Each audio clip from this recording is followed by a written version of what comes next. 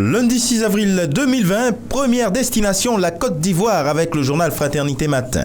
Lutte contre le coronavirus, le directeur général de la santé préconise le port du masque ou le confinement à domicile, alors que le jour plus se lève avec l'enseignement en ligne.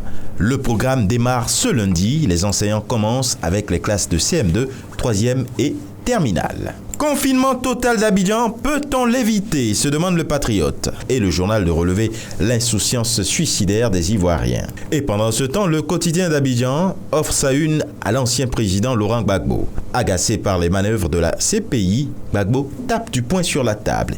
Au Cameroun, avec mutation, coronavirus, essai indésirable. L'hypothèse évoquée d'un vaccin testé en Afrique suscite colère et indignation. Et de coronavirus, il est également question en manchette du quotidien Le Messager, poussé de fièvre à la prison de Mbaga. 11 geôliers suspectés contaminés au Covid-19 ont été sommés de respecter les 14 jours de confinement dans leurs domiciles respectifs.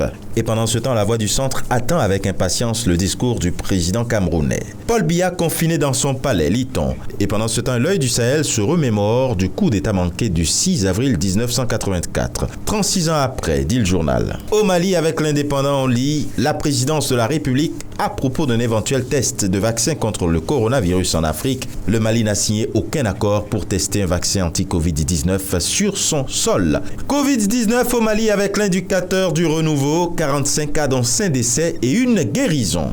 Et maintenant au Gabon, le journal L'Union de titrer « Au gouvernement d'agir » au lendemain de l'annonce par le président Ali Bongo Ondimba d'une batterie de mesures destinées à amortir le choc social et économique provoqué par la pandémie du Covid-19. La balle est dans le camp du Premier ministre et de son gouvernement. Lance le journal. Et au Burkina Faso, le quotidien évoque l'incendie au domicile de Pissiamba Ouedraogo, secrétaire général du SENTCHA. D'énormes dégâts matériels et le secrétaire général lui-même de s'exprimer en disant que toutes les hypothèses peuvent être retenu jusqu'à preuve du contraire. Au Bénin, amélioration du climat des affaires en manchette de Fraternité. Le répertoire électronique des sûretés mobilières disponible. Le journal La Nation d'offrir à ses lecteurs les mises au point en ce qui concerne la prévention et la riposte contre le Covid-19 au Bénin. L'événement précis, lui, célèbre une date, 6 avril 2006, 6 avril 2020. Talon boucle 4 ans de gouvernance. En Algérie, El Watan relève en sa une le manque de masques de protection contre le Covid-19,